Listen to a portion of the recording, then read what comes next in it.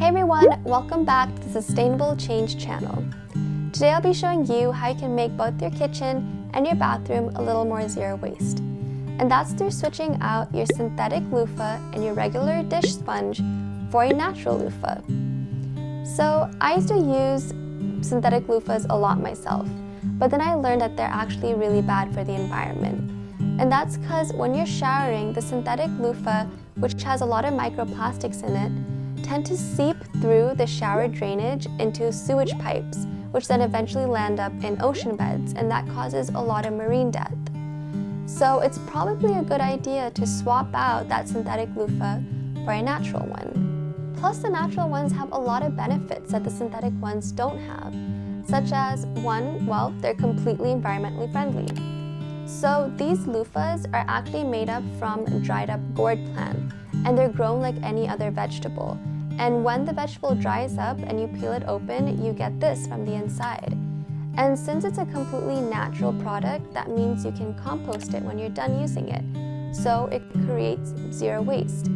The next benefit is that it's really good for deep exfoliation and actually for blood circulation. As well as they have seeds inside of them, so you can actually plant this yourself and grow your own gourds.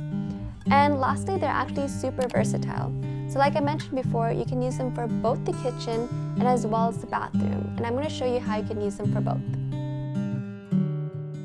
So you start by just running it under water and then rub it on your soap, and you start using it like any regular loofah.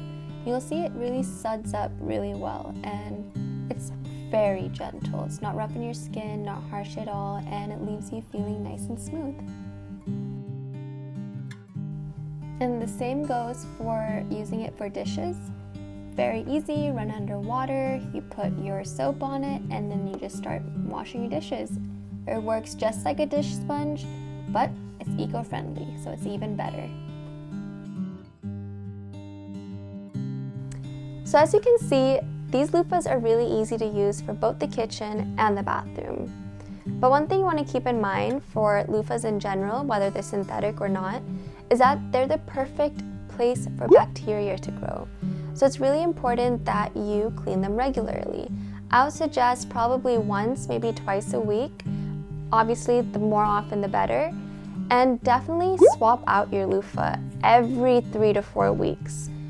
But the good thing about the natural loofah is that they're actually really easy to clean, and I'm going to show you how you can do that. Alright, so all you want to do is take a pot of boiling water and then stick your loofah in the water. Make sure that all parts are covered, so maybe you want to push it down or roll it around. You just really want to make sure that all the bacteria in the loofah dies. And I usually leave it in for about 5 minutes, and once you're done, just take it out, squeeze it a bit, and let it air dry. And now composting it is even simpler. All I do is cut it up in about 3 to 4 pieces so that it looks like this when you're done. And then I take these pieces and I throw them into the compost, make sure they're all covered up, and they should completely decompose in about a week. So as you can see, using the natural loofah is super simple. Whether it's cleaning, whether it's disinfecting it, or even composting it, it's all super simple.